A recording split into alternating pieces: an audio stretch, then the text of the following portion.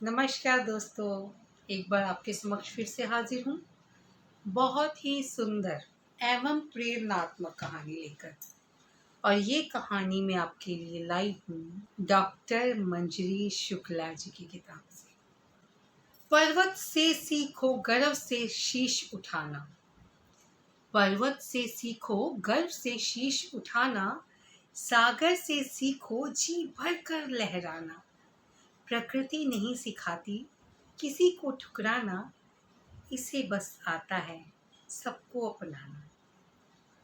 प्रकृति कभी अपनी दी हुई वस्तुओं का अहंकार नहीं करती, लेकिन प्रयोग करने पर सबक जरूर सिखाती है।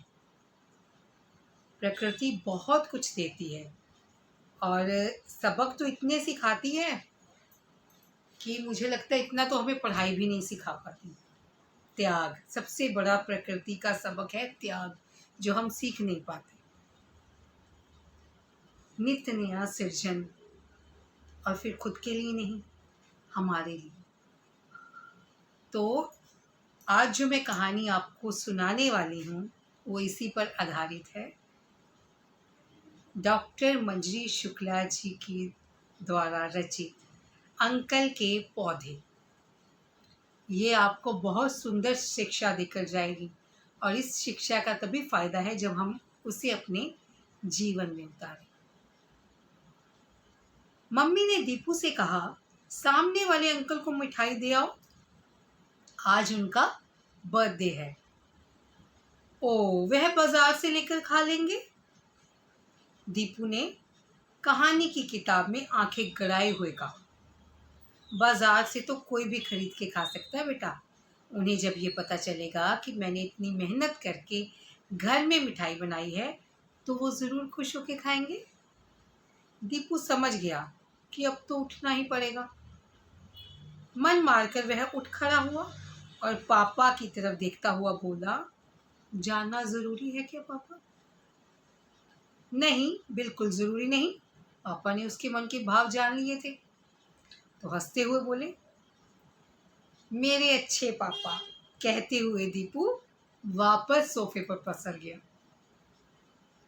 पापा ने मेज पर रखा अपना मोबाइल उठाया और थोड़ी ही देर बाद हंसते हुए सामने वाले अंकल यानी सुनील अंकल से बात करने लगे।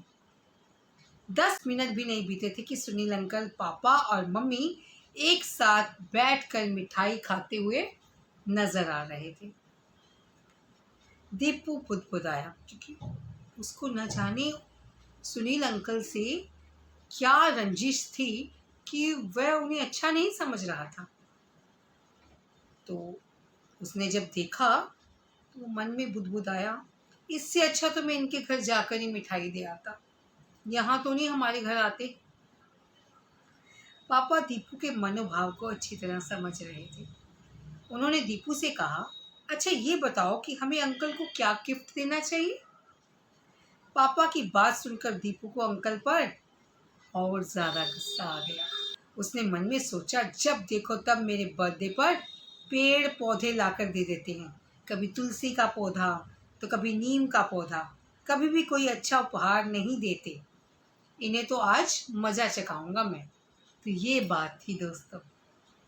जो अंकल हर बार दीपू को पौधे उपहार में देते थे, दीपू उनका महत्व नहीं समझ पा रहा था। तभी तो वो अंकल से नाराज था और उनके बर्थडे पर भी उनको गंदा वाला गिफ्ट देना चाहता था। चलिए देखते हैं क्या करता है दीपू आगे। तभी मम्मी बोली, मैंने तो पहले से ही अंकल के लिए उनका बर्थडे गिफ्ट लाकर रखा है। और उन्होंने दीपू की तरफ देखकर कहा कि मेरे कमरे में जाओ और वहां से वो गिफ्ट उठा लो। दीपू मन मारकर मम्मी के कमरे की तरफ चल दिया। बिस्तर पर हरे रंग की चमकीली सी पन्नी में एक पैकेट था, जिस पर गुलाबी रंग का एक सुंदर सा लिफाफा भी रखा हुआ था। दीपू ने देखा कि मेज पर ही कई रंगों की चमकीली पन्नियों के पैकेट रखे हुए हैं। दीपू ने फटाफट अपनी अलमारी से एक बड़ा सा पैकेट निकाला जो बिल्कुल अंकल के गिफ्ट के बराबर ही था, और उसमें ढेर सारे पुराने कागज, टूटी पेंसिल और काम में न आने वाली रंग बिरंगी पेंसिलों का डिब्बा भर दिया। देखिए दीपू की शरारत, जो गुस्सा था वो कैसे निकाल रहा था। कमरे के बाहर झांकते हुए उसने उसी तरह की हरी पन्नी निकाली और डिब्बे के ऊपर सावधानी से लपेटकर सेलो टेप से चिपका दी।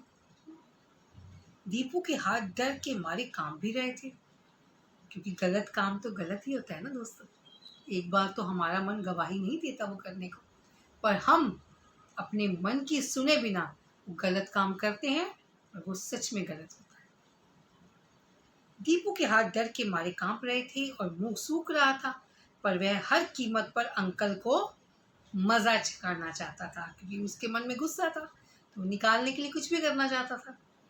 इसलिए उसने डर से कांपते हुए मम्मी वाला गिफ्ट का पैकेट अपनी अलमारी में छुपा दिया और अपना पैकेट और गुलाबी लिफाफा ले जाकर अंकल को पकड़ा दिया।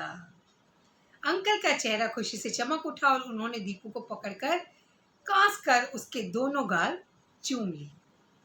दीपू अपने गाल पोंछता हुआ बोला, ओ अंकल, मैं अब 10 साल का हो गया हूँ, अब मैं बच्चा नहीं रहा।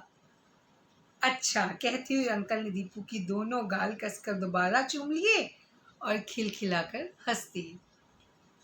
आप तो गिफ्ट खोलकर देखिए कि आपको कैसा लगा, मम्मी ने मुस्कुराते हुए कहा। दीपू के पैरों से जैसे जमीन निकल गई कि अगर यहाँ गिफ्ट खुल गया तो सबसे डांट पड़ेगी। उसका चेहरा डर के मारे पीला पड़ गया। न चाहते हुए भी उसकी रुलाई फूट पड़ी।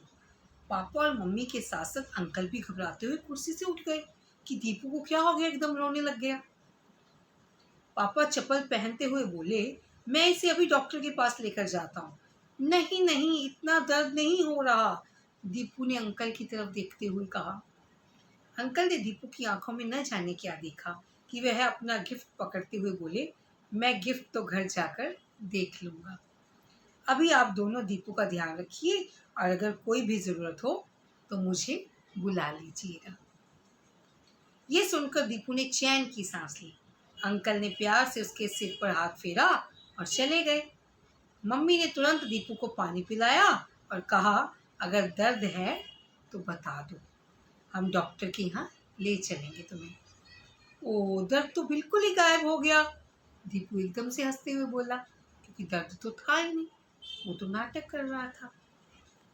पापा, जो कि इतनी देर से दीपू को बहुत ध्यान से देख रहे थे, अचानक बोले, तुम्हें अंकल इसलिए पसंद नहीं है ना क्योंकि वह तुम्हें और सभी लोगों को उपहार में फूलों के बीज देते हैं, पौधे देते हैं और यहाँ तक कि अपने घर के छोटे पेड़ भी उठाकर दे देते हैं। दीपू ने नजरें नीची करते हुए कहा, वह मुझे किसी भी जन्मदिन पर खिलौने नहीं देते। तुम्हारे पास न जाने कितने सारे खिलौने हैं जिनकी तरफ तुम देखते तक नहीं। कितने सारे खिलौने तुम तोड़ देते हो, आधे से ज्यादा तो तुमने एक बार खेलकर दोबारा खेले भी नहीं, पापा ने उसे समझाते हुए कहा। हाँ, क्योंकि मुझे ज्यादा मजा अमरूद के पेड़ के नीचे खेलने में आता है और अपने दोस्तों के साथ उन अमरूदों को नमक लगाकर खाने में आता है। और हाँ, बगीचे में रंग बिरंगी तितलियों के पीछे दौड़ने में भी बहुत मजा आता है पापा। और किस चीज में मजा आता है, पापा ने दीपू का हाथ पकड़ते हुए बोला। मुझे अपने नींबू के पेड़ से नींबू तोड़ने में बहुत मजा आता है, क्योंकि मम्मी उनका बहुत अच्छा अचार बनाती है। कहते हुए जो दीपू का मुंह है वो खट्टे मीठे नींबू के अचार के स्वाद से खुल गया। तुम्हें पता है, जिन अंकल से तुम इतना चिढ़ते हो उन्होंने ही अमरूद का पौधा लाकर हमारे बगीचे में लगाया था। जिस नींबू के अचार के बिना तुम खाना नहीं खाते वह भी अंकल द्वारा दिया गया है। हमारे साथ साथ आसपास के घरों में भी जो इतने रंग बिरंगे फूल तुम्हें दिखाई दे रहे हैं उनके बीज अंकल ने ही सबको उपहार में दिए हैं। जिन तितलियों के पीछे तुम सभी बच्चे दौड़ते रहते हो, देखा जाए तो एक तरह से वे तितलियां अंकल के कारण ही सबके बगीचों में उड़ती रहती हैं। कहते हुए पापा भावुक हो गए। देखिए कितने सुंदर भाव से अंकल इस सृष्टि को सुंदर बनाने में लगे थे। पर बच्चे शायद उसके मायने तब तक नहीं समझ पाते जब तक बड़े उन्हें समझाए ना। खूबसूरत और रंग बिरंगे फूलों को फलों से लदे पेड़ देखना तो सबको अच्छा लगता है, पर कोई भी इन्हें लगाने की पहल नहीं करता। अंकल अगर इस कॉलोनी में रहने नहीं आते तो हमारी कॉलोनी में गिने चुने पेड़ ही होते, मम्मी ने भी दीपू को समझाते हुए कहा। मम्मी पापा की बात सुनकर दीपू सन्न रह गया और ना चाहते हुए भी उसकी आंखें भर आई। उसने रूंधे गले से पापा की तरफ देखते हुए कहा, मुझसे बहुत बड़ी गलती हो गई पापा, अब आप मुझे डांटोगे तो नहीं?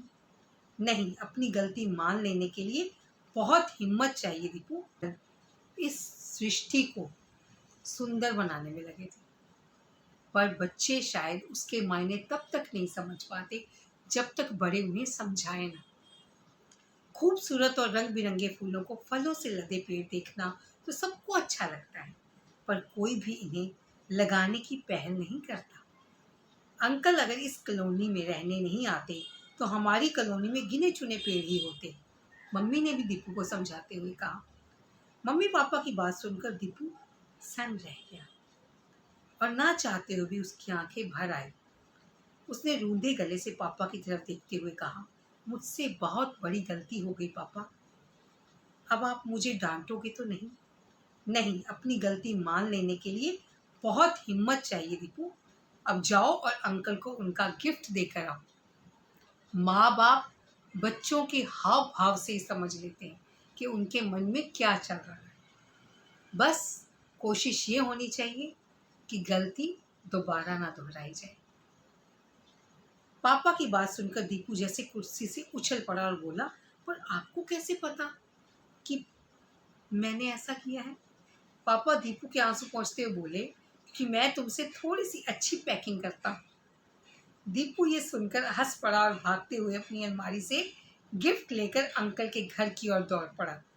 दीपू ये जानता था कि अंकल उसे माफ कर देंगे, क्योंकि पैकेट की ऊट पटांग पैकिंग देखकर अंकल भी समझ गए थे कि हमेशा की तरह ये उसी की कोई न कोई नई कारस्तानी थी। तो कैसी लगी दोस्तों? कहानी सच में बहुत खूबसूरत है और अपनी खूबसूरती के साथ खूबसूरत शिक्षा भी देकर जाती है, जिसे आप बच्चों को क्या, आप बच्चों को ही क्यों, हम बड़ों को भी ये शिक्षा अपनानी चाहिए और खूब सारे पेड़ लगाने चाहिए, क्योंकि ये सृष्टि हमें जीवन देती है और इस सृष्टि को बचाने के लिए, हमें खुद को बचाने के लिए पेड़ पौधे लगाइए, पेड़ मत काटिए। सृष्टि का बचाव इसी में है और हमारा खुद का भी जीवन सुरक्षित इसी से। आशा करती हूँ ये सुंदर शिक्षा आप अपने जीवन में बखूबी उतारेंगे और मेरे इस आकर्षण चैनल को सब्सक्राइब, लाइक और शेयर करना नहीं भूलेंगे। मिलूंगी अगली कहानी के साथ आपके इसी आकर्षण चैनल पर। खुश रहिए, स्वस्थ रहिए। धन्यवाद।